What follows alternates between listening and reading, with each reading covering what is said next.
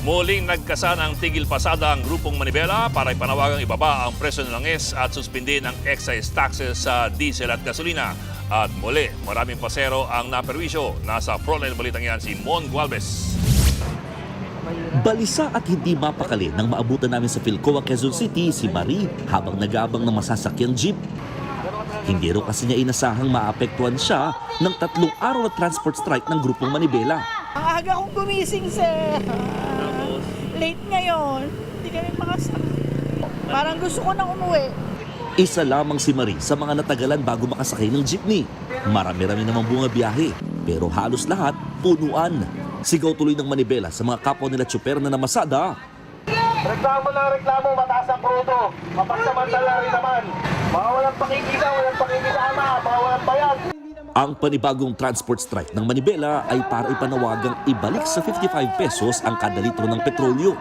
Anila, nabayaran na ng taong bayan ang mabilis na pagtataas sa presyo ng mga kumpanya ng langis. Taong bayan na ang namuhunan doon sa inangkat, inimport na mga produktong petrolyo. Dapat i-roll back ang presyo ng langis dahil itinaas na nila ito nung buffer pa, nung stock pa nila yung mga produktong petrolyo. Muli rin nilang pinanawagan ng pagbasura sa oil deregulation law, pati na ang pagsuspindi ng excise tax sa diesel at gasolina. Halos 30 pesos po sana ang mababawas dito kung kasama yung value added tax at excise tax. Hindi lamang po 6 na piso ang nakikita natin dito. Dahil yung 6 na piso, isasama muna yon bago ikarga yung 12% na value added tax. Ganon kagulang ang pagbubuwis sa taong bayan.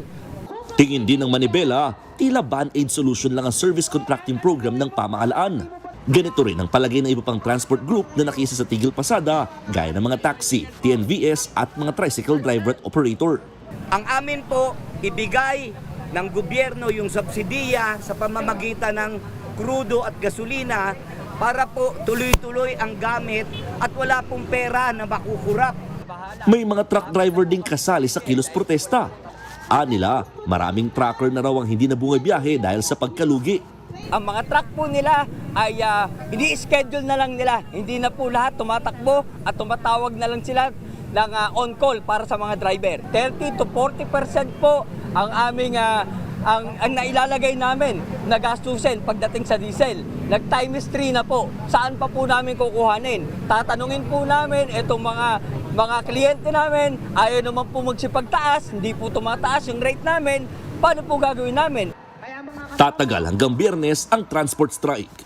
Nagbabalita mula sa Frontline, Mon Gualvez, News 5. Mga kapatid, Ed Lingaw po, maging maalam at may pakialam sa mga napapanahong balita sa ating bansa. Para sa mas malilimang pagtalakay at paghimay sa mga issue at headlines, mag-follow at mag-subscribe sa social media pages ng News 5.